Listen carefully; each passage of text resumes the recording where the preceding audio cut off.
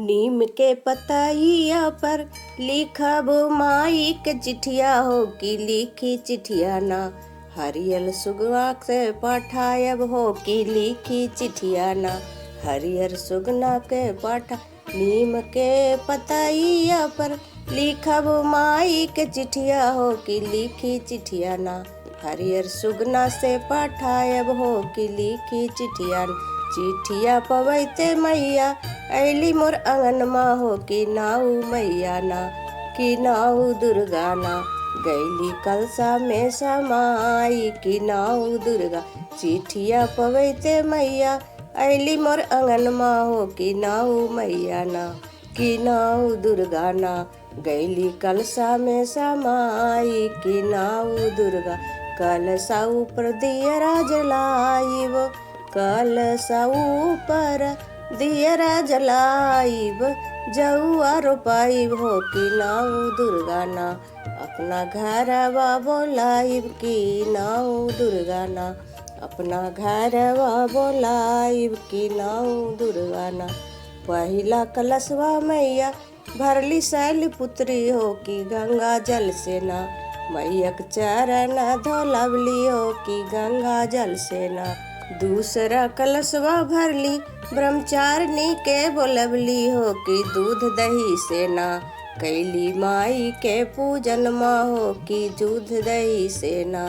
कैली माई के पूजन माँ हो कि अक्षत रोड़िस ना। कैली देवी के पूजन माँ है कि अक्षत रोड़िस। तीसरा कलशवा भरली चंद्र घंट के गोहरवली है माँ खाना खीर से ना। माई के भोगवा लगवली है माँ खाना खीर से ना। माई के भोगवा लगवली है माँ खाना खीर से ना। चौथा कलशवा भरली कुसुमांडा के बोलवली हो कि चौथा कलशवा भरली कुसुमांडा के बोलवली हो कि पुआ लेके ना। माई के भोगवा लगवली हो से पुआ लेके ना। माई के भोगवा लगवली मीठा पुआ लेके ना।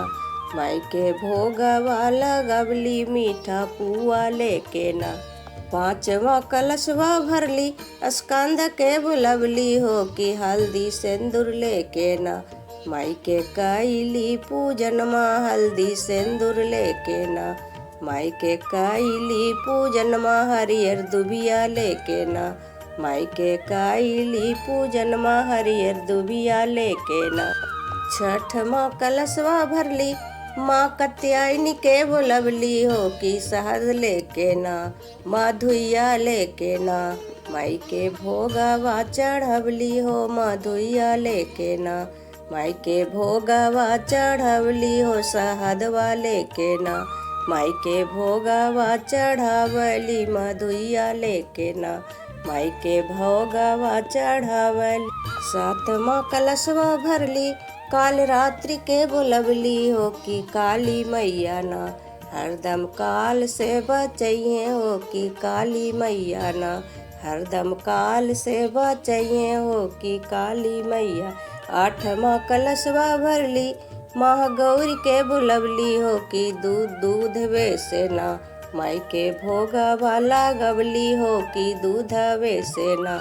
माई के भोगवा लगवली हो से दूधे पुत से ना। माई मोर भरली दिहलिया चरवा हो कि दूधे पुत से ना। माई मोरी भरी दिहलिया चरवा से दूधे पुत से ना। नौमा कलशवा भरली सिद्धि रात्रि के गोहरवली हो कि नौ रंगवा के। माई के भोगवा लगवली हो कि नौ रंगवा के। माई के भोगवा लगैली है कि नौ रंगवा के।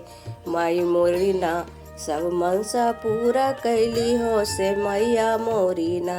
सब मनसा पूरा कैली से मैया मोरी ना।